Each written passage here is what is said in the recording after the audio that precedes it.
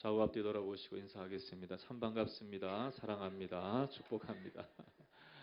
기쁜 성탄입니다. 네, 우리 어저께도 봤지만 오늘 보니까 더 반갑네요. 오늘 성탄절 이 주님의 나신 날을 기념하는 이 날에 우리가 얼굴을 같이 하면서 우리 주님께 경배하는 마음으로 예배 드릴 수 있어서 너무 좋습니다. 주님은 우리를 위해서 나신 줄로 믿습니다. 우리의 구원 되시기 위해서, 우리의 소망 되시기 위해서, 우리 생명 되시기 위해서 예수님이 이 땅에 태어나신 것입니다. 예수님이 사람 되신 것은 참으로 놀라운 일입니다. 우리가 미물이 될 수 없죠. 개미나 또 지렁이나 이런 미물이 될 수 없는 그러한 정말 차원이 다른 이런 연약한 미물과 같은 우리들의 삶 가운데 높고 높으신 하나님께서 인간이 되셔서 우리를 돌아보신다는 것은 참으로 놀라운 일인 것입니다. 그것을 느끼지 못하고 알지 못하는 그러한 모습이 우리 가운데 있죠. 저는 한번 이 개미들이 이렇게 줄지어서 가는 곳에 한번 가봤습니다. 그랬더니 거기에는 큰 음식 덩어리가 있었어요. 근데 이것을 아주 그냥 힘겹게 메고 그냥 들고 서로 막 끌고 하면서 자기 개미 집으로 가져가려고 하는 것을 제가 보았습니다. 너무 안타까워서 저는 그거를 이제 들고 개미 집 앞까지 가져다 주었죠. 개미들이 어떻게 했을까요? 기적이 일어났다 이거.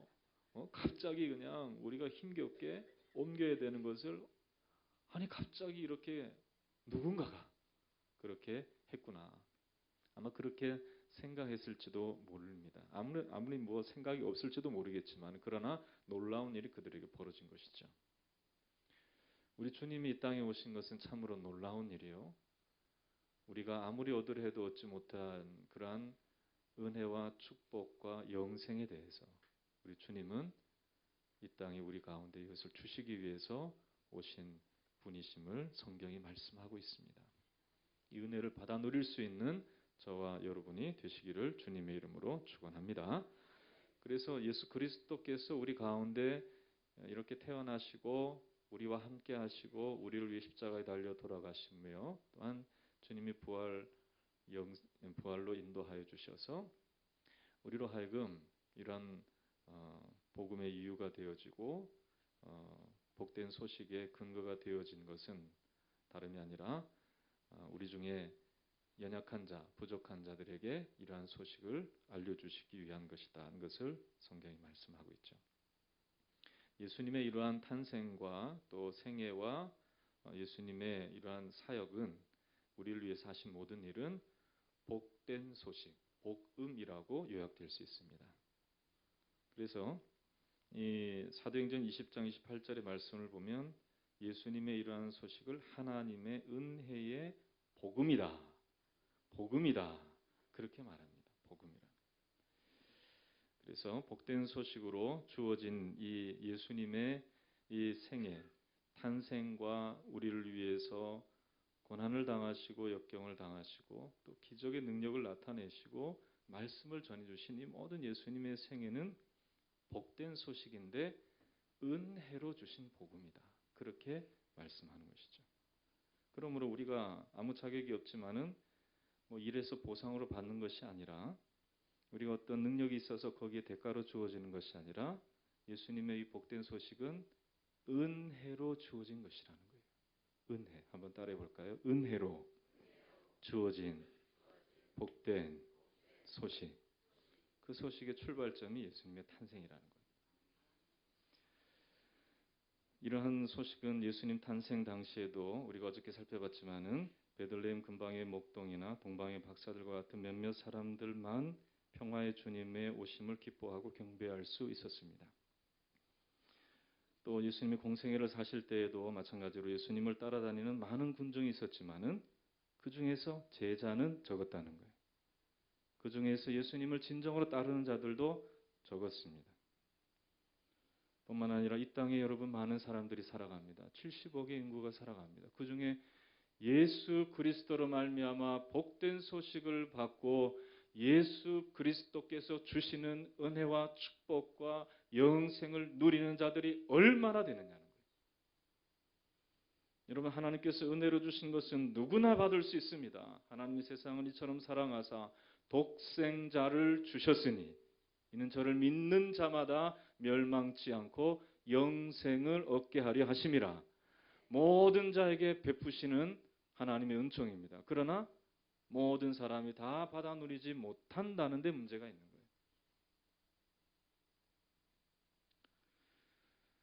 하나님께 은혜를 받는 사람, 그 사람은 모두에게 다 허락된 것이지만은 소수의 사람들이었다는 것입니다. 바울은 에베소서 2장 8절에서 9절의 말씀에 구원 얻은 것과 구원 받음에 대한 그 결과는 은혜가 아니고서는 설명을 할 수 없다라고 했습니다. 그래서 이렇게 말씀하고 있는데 잘 들어보십시오. 너희는 그 은혜로 인하여 믿음으로 말미암아 구원을 받았으니 이것은 너희에게서 난 것이 아니요 하나님의 선물이라. 행위에서 난 것이 아니니 이는 누구든지 자랑하지 못하게 하려 함이라라고 말씀했습니다. 그러니까 하나님 은혜 주시는 것은 우리의 노력과 우리의 수고가 아니라 그냥 거저 주시는 것인데 이것으로 말미암아 우리가 구원받고 은혜 받은 것을 자랑하지 아니하고 오직 그 구원 주신 하나님의 은혜에 감격하며 살아갈 수 있는 자로 만드시기 위해서 그냥 거저 주셨다는 거예요. 참 세상은 이상하게 놀랍게도 이렇게 거저 주신 바 되는 은혜에 대해서 믿음을 아멘 하고 받아들이면 좋겠는데 우리처럼 하나님 앞에 나아가서 예수 그리스도로 말미암아 이 구원의 은총을 그저 그냥 내가 받으면 좋겠는데 너무나 쉬워서 그런지 안 받아요. 제가 여기서 한 10,000원권 나눠주면요 사람들 아마 줄을 쓸 거예요. 그렇죠? 자, 성탄절날 새로운 교회에서 선착순 500명에게 10,000원권 한 장씩 나눠드립니다. 모르겠어요. 10,000원이 좀 작나요? 여러분 놀라지 않는 거예요. 50,000원권 한 장씩 드립니다. 그러면 아마 전날부터 아마 여기 줄 서는 사람이 있을 거예요. 그런데 너무나 엄청난 축복이라 사람들이 이해할 수 없는 너무나 큰 축복이라 아들 예수를 통하여 영생을 주시겠다 하시는 이 약속을 받을 만한 사람이 그리 많지 않다는 거예요. 그게 문제라는 것이죠. 여러분, 하나님은 우리 가운데 은혜 베푸시기를 원하심을 믿으시기를 주의 이름으로 축원합니다. 은혜의 결과로 내가 예수를 영접하게 되었고 예수 안에 있는 생명도 얻게 되었고 예수님과 함께 걸어가는 삶을 내가 살아갈 수 있었다는 것을 고백하면서 세상에 있는 많은 사람 중에 우리를 구별하여서 은혜 베푸시는 하나님의 놀라운 축복을 찬양하며 경배드릴 수 있는 이 성탄절 이 한날뿐만 아니라 앞으로의 삶이 되시기를 주님의 이름으로 축원합니다. 이 은혜의 복음 오늘 말씀을 보면은요 이 수태고지라고 하는 그러한 예수님을 잉태하는 그 마리아에 대한 마리아가 예수님을 잉태하게 되는 이 장면을 기록하는 것이 수태고지의 내용인데요. 그때에 28절의 말씀을 보면 이렇게 기록하고 있습니다. 보면은요, 이 하나님의 천사가 가브리엘이 이 마리아에게 말씀을 하고 있죠. 28절 한번 같이 읽어보도록 하겠습니다. 시작. 그에게 들어가 이르되 은혜를 받은 자여 평안할지어다. 주께서 너와 함께 하시도다 하니. 30절에도 뭐라고 얘기하고 있습니까? 천사가 이르되 마리아여 무서워하지 말라. 내가 하나님께 은혜를 입었느니라. 은혜를 받은 자여. 내가 하나님께 은혜를 얻었느니라. 그렇게 말씀하고 있습니다. 마리아가 참 정결하고 아름다운 여인이어서 그에게 성령이 임재해서 예수님을 잉태하게 했던 것이 아닙니다. 은혜의 결과였다는 것을 말씀하고 있죠.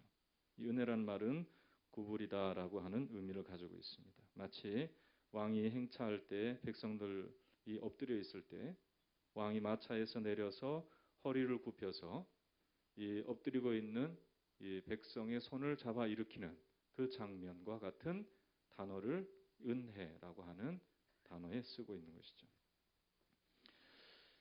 여종의 비천함을 돌아보셨다라고 누가복음 1장 48절에 있는 마리아의 찬가의 말씀을 보면, 이 노래에 보면 48절에 그의 여종의 비천함을 돌아보셨느니라. 보라 이제 후로는 만세의 날을 복이 있다 일컬으리로다. 그렇게 이 찬양하는 내용을 보면 자신의 비천함을 굽어 살펴 주셨다. 그러니까 허리를 굽혀 주셔서 자신을 일으켜 세워 주셨다라고 하는 그런 고백입니다. 이처럼 하나님께서 낮고 천한 우리들을 굽어 살펴보심에 대해서 우리는 그 은혜에 감격할 수 있는 자가 되어야 합니다. 여러분, 누군가가 여러분들에 대해서 관심이 있으면 좋은 일이잖아요. 누군가가 자신을 살펴줄 때 나보다 더 능력 있고 힘 있는 사람이 나를 보살펴준다면 얼마나 감격스럽겠습니까? 저는 학생 때 선생님의 돌보심 속에서, 사랑 속에서 저는 잘 성장할 수 있었습니다. 특별히 중학교 1학년 때 저를 잘 살펴주신 선생님이 계셨는데 국어 선생님이셨어요. 국어 선생님은 노처녀의 얼굴도 못생긴 그런 선생님이셨어요. 그런데 제가 한번 작문을 했는데요. 얼굴이 잘생긴 사람은 못생긴 여자랑 결혼하기 쉽다. 그런 작문을 제가 썼어요. 제목이 그거였어요. 옛말에 얼굴이 잘생긴 사람은 못생긴 사람과 결혼하기 쉽다는 이야기를 어머니께 들어왔다. 그래서 나는 걱정된다. 그런 이야기를 제가 작문을 쭉 썼던 게 있었습니다. 근데 선생님 보니까 굉장히 기가 차잖아요. 그래서 선생님은 노처녀의 얼굴도 못생기신 분이셨는데 너의 이 작문에 의하자면 나는 잘생긴 남자와 결혼해야 되지 않겠냐 하는 그 마음의 생각이 들었다고 합니다. 근데 얼마 안 가서 그 선생님 결혼하게 됐어요. 근데 그 신랑의 얼굴은 참 잘생겼어요. 그러니까 제 이야기가 틀린 건 아니었잖아요. 그러니까 저를 너무 이뻐해주고 너무 좋아해줬습니다. 그렇다고 제가 잘생겼다라고 이야기하는 건 아니에요. 그러나 그런 선생님의 돌보심 속에서 참 이 중학교 사춘기의 이 삶을 잘 지나갈 수 있는 그런 은혜를 제가 얻었습니다. 여러분, 하나님께서 우리를 돌아보신다는 것은 이것과는 비교할 수 없는 은혜로 우리 가운데 주어지는 것임을 믿으시기를 주의 이름으로 축원합니다. 그렇습니다. 그러면은 우리가 요즘 생각할 때 하나님의 은혜가 우리 가운데 우리를 붙들으실 것을 믿는다면 우리는 은혜에 우리의 삶을 기대고 살아가야 합니다. 그러나 요즘은 사람들이 은혜보다는 절망의 삶을 기대고 있을 때가 참 많습니다. 옛날에는 그래도 개천에서 용난다는 말이 있었죠. 그래서 노력하면 잘 될 수 있다는 게 일반적인 그런 말이었습니다. 그러니까 좀 가난하게 사는 부모도 자식들에게 강조하는 이야기가 있죠. 예? 나는 교육을 못 받았으니까 너를 위해 내가 희생할 테니까 너는 열심히 공부하여서 용이 되라. 그렇게 말하는 것입니다. 너는 좀 열심히 공부를 해서 보다 더 나은 삶을 살아라. 그렇게 얘기하는 것이 부모님의 그러한 바람이었습니다. 그러나 요즘은 그 말도 통하지 않는다는 거예요. 아무리 열심히 공부하고 좋은 대학을 나와도 청년 실업이 큰 이 이슈가 되는 이 시대에 있어서 아무리 공부를 열심히 해도 안 된다는 거예요. 공부를 좀 못해도 사회적 배경이 있고 또 돈이 많은 부모의 자식들은 앞길이 활짝 열려 있는데 아무리 공부를 열심히 하고 아무리 노력을 해도 길이 열리지 않는 그러한 이 젊은이들은 요즘은 절망하기 쉬운 세대라는 것입니다. 요즘은 개천에서 용난다는 말이 아니라 요즘은 통장에서 용난다는 그런 말이 있어요. 여러분 통장을 얼마나 많이 갖고 계십니까? 그러나 통장이 없어도 은혜가 있으면 된다고 성경은 말씀하고 있습니다.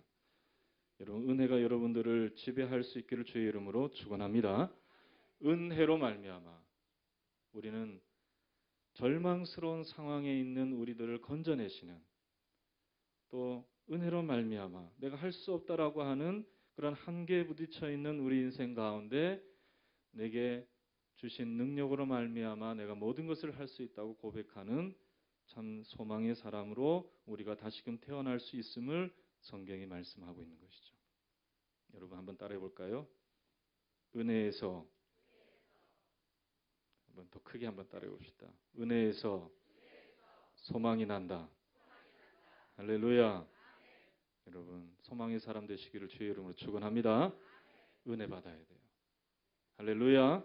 은혜 받아야 돼요. 저는 성경을 읽어보면서 과거에도 흙수저와 금수저가 있었다는 것을 알게 됐습니다.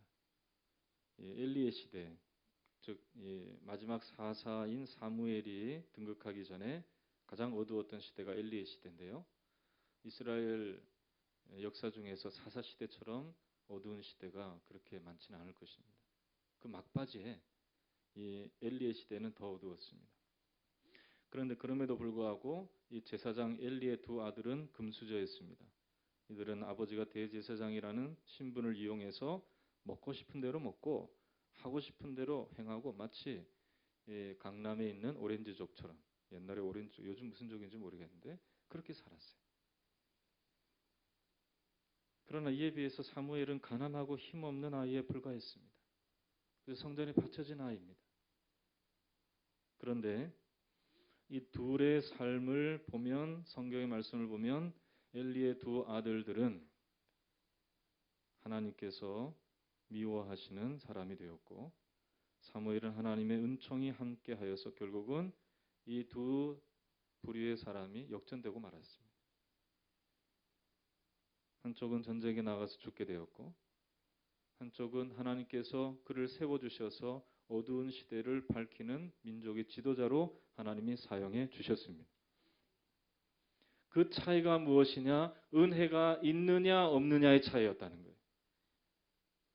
사무엘상 2장 26절에 이 사무엘에게는 하나님의 은혜가 있었고 그는 하나님과 사람에게 은총을 받는 자였더라. 그렇게 말씀했습니다. 여러분, 솔로몬은 잠언 22장 1절에 많은 재물보다 명예를 택할 것이요 은이나 금보다 은총을 더욱 택할 것이니라 그랬습니다. 우리에게 있어야 될 것은 하나님의 은혜인 줄로 믿습니다. 은혜가 있어야 됩니다.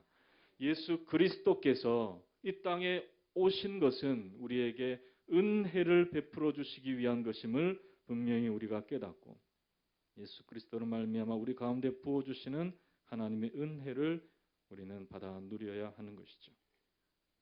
그러면 무엇이 우리가 은혜를 받아들일 수 있는 이유가 될 수 있을까? 오늘 말씀을 통해서 보면 우리는 그 은혜를 받아 누려야 될 텐데, 그 은혜가 흘러가는 것이 아니라 내 것이 되어야 될 텐데, 하나님이 우리 가운데 주신 은혜를 내 것으로 삼을 수 있는 이유는 아이러니하게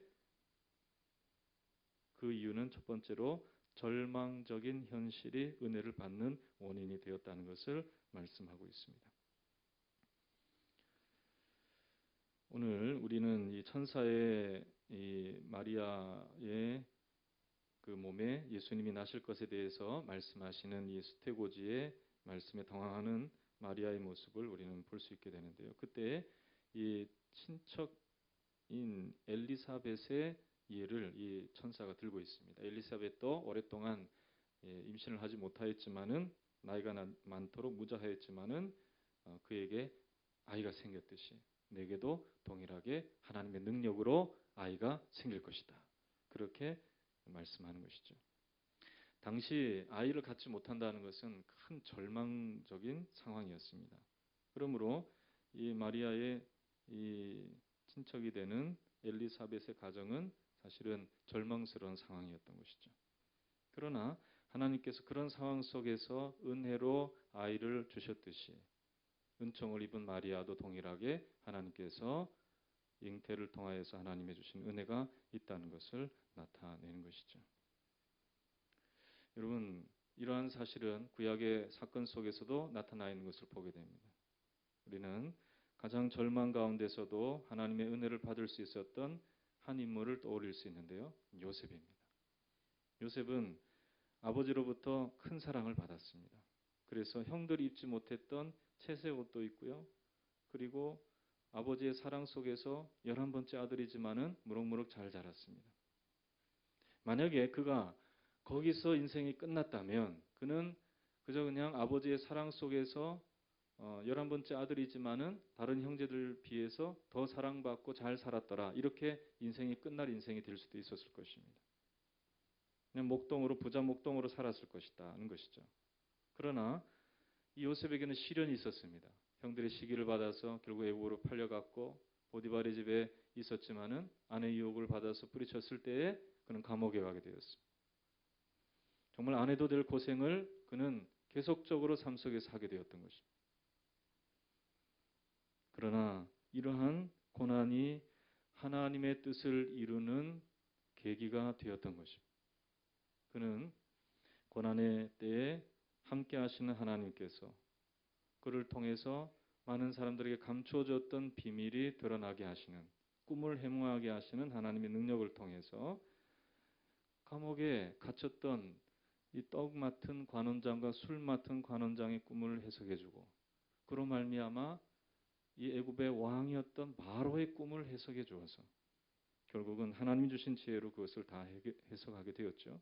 결국은 그를 통하여서 애굽의 총리가 되게 하신 뿐만 아니라 야곱의 가족들을 다 이끌어 민족이 되게 하시는 그 일을 요셉을 통해 이루어 놓으신 것을 보게 됩니다. 가장 절망스러운 상황 속에서도 하나님은 요셉과 함께하여 주셔서 그로 하여금 하나님의 뜻을 이룰 수 있도록 은혜를 부어 주셨다는 사실이죠. 여러분, 우리도 어떤 상황에 여러분들이 놓여있다 할지라도 한번 따라하겠습니다. 하나님이 우리와 함께 하시면 나는 은혜를 얻은 사람입니다. 분명히 깨닫고 이 은혜를 통하여서 하나님이 주신 은혜를 통하여서 우리가 다시 일어서게 됨을 분명히 확신할 수 있는 저와 여러분 되시기를 주님의 이름으로 축원합니다. 두 번째로는 순종으로 인하여서 하나님의 은총이 임한 것을 보게 됩니다. 한번 보겠습니다. 오늘 말씀을 보면은 이렇게 말씀합니다. 마리아에게 하나님께서 성령으로 잉태하여서 아들을 낳게 될 터인데 그 이름을 예수라라고 하라 말씀하였습니다. 그때 이 마리아는 이런 이야기를 합니다. 말씀을 보면은 이 34절에 마리아가 천사에게 말하되 나는 남자를 알지 못하니 어찌 이 일이 있으리까 그렇게 말합니다. 그는 이 요셉과 정혼하고 난 이후에 아직 결혼하지 않았습니다. 그렇기 때문에 그는 임신할 수 없는 상태였습니다. 그럼에도 불구하고 내가 어떻게 아이를 가질 수 있겠습니까? 라고 질문하는 것이죠. 35절의 말씀을 보면 천사가 대답하여 이르되 성령이 내게 임하시고 지극히 높으신 이의 능력이 너를 덮으리니 이러므로 나실 바 거룩한 이는 하나님의 아들이라 일컬어지리라 그렇게 말씀했습니다. 성령으로 인하여서 아이를 갖게 될 것이다 하는 것을 말씀하시므로 부정모혈에 의해서 잉태되어지는 잉태가 아니라 성령으로 말미암아 나타나는 잉태라는 것을 분명히 말씀해 주셨습니다. 이쯤 되면은 사람들이 이렇게 생각할 수 있습니다. 어찌 그것도 가능합니까? 난 이해가 안 됩니다. 어떻게 남자 여자가 결혼하여 아이를 낳는 것이지 어떻게 결혼도 하기 전에 내가 임신할 수 있겠습니까? 이렇게 따질 수도 있었을 것입니다. 그때에 마리아는 38절의 말씀을 보면 이렇게 고백합니다. 한번 같이 읽겠습니다. 38절 시작. 마리아가 이르되 주의 여종이오니 말씀대로 내게 이루어지이다 하매 천사가 떠나가니라. 하나님의 은혜가 부어질 때에 그 은혜를 내 것으로 만들기를 원한다면 마리아와 같이 이러한 고백이 있어야 될 줄로 믿습니다. 따라합시다. 주의 여종이오니. 남종들은 남종이라고 한번 얘기해 봅시다. 한번 주의 남종이오니 이렇게 주의 여종이오니 여성들은 여종이오니 한번 해봅시다. 시작. 주의 남종이오니 말씀대로 내게 이루어지이다. 말씀대로 내게 이루어지이다. 하나님 앞에서 우리는 은혜를 기다리는 사람이라면 우리는 말씀대로 이루어질 것이다 라고 하는 이 고백을 마리아처럼 우리도 할 수 있어야만 합니다. 복음서에 나타나 있는 모든 기적과 이적의 역사는 말씀대로 되어지기를 바라는 믿음 속에 이루어진 역사였습니다. 보기를 원하느냐 할 때에 믿은 대로 될지어다 그랬습니다. 믿음의 역사를 성경은 기록하고 있습니다. 마리아는 주의 여종이오니 말씀대로 내게 이루어지다라고 순종하며 믿음의 고백을 한 것이죠.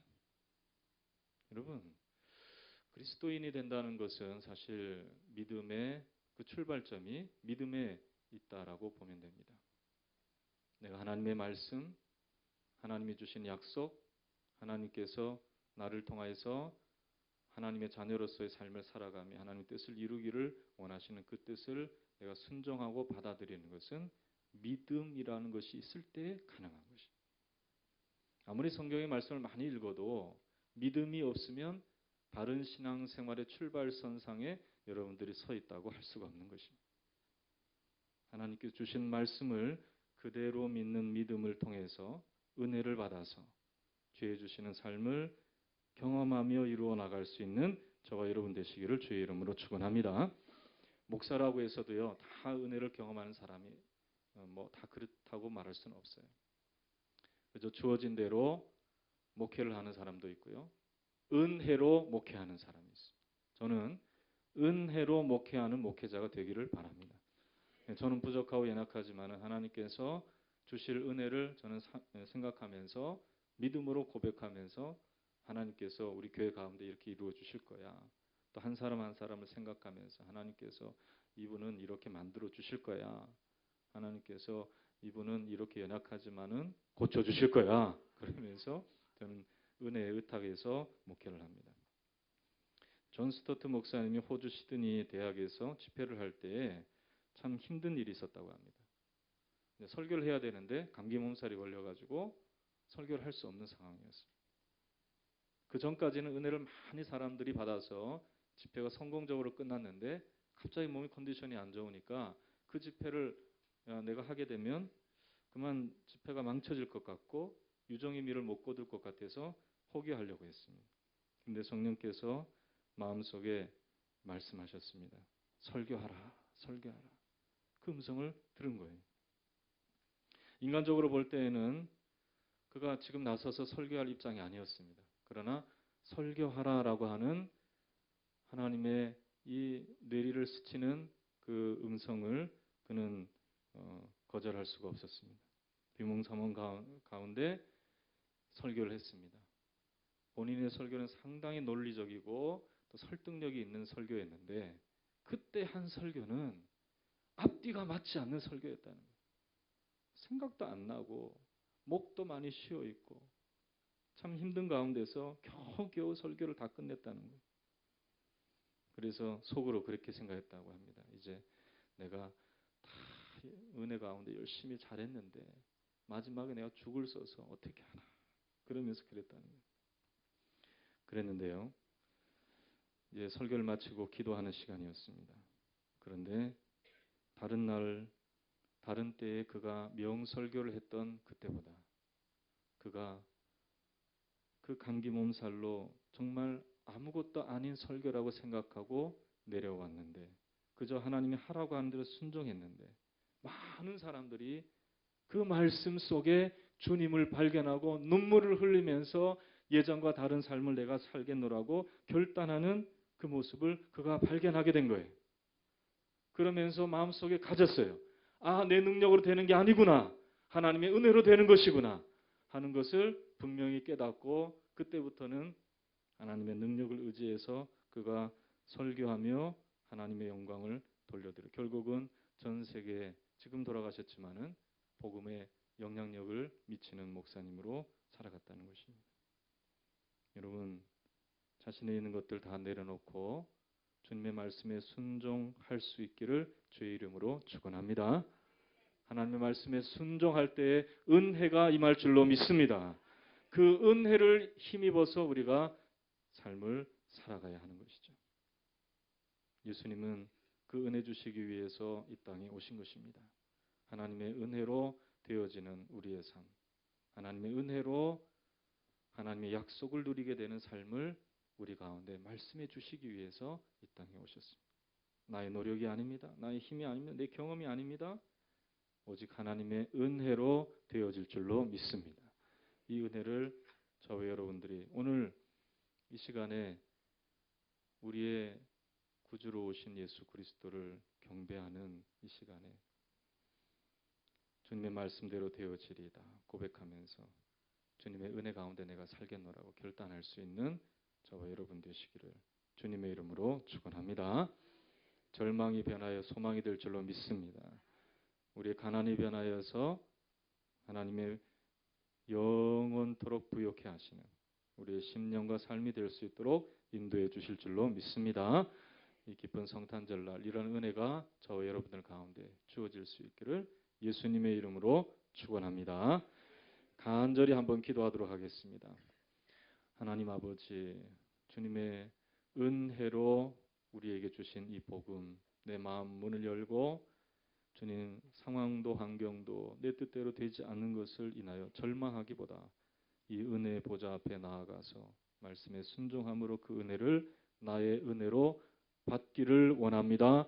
우리의 심령 가운데 말씀하여 주시옵소서. 우리의 심령 가운데 역사하여 주시옵소서. 간절한 심령으로 기도하도록 하겠습니다. 좋으신 하나님 아버지 은혜를 감사합니다.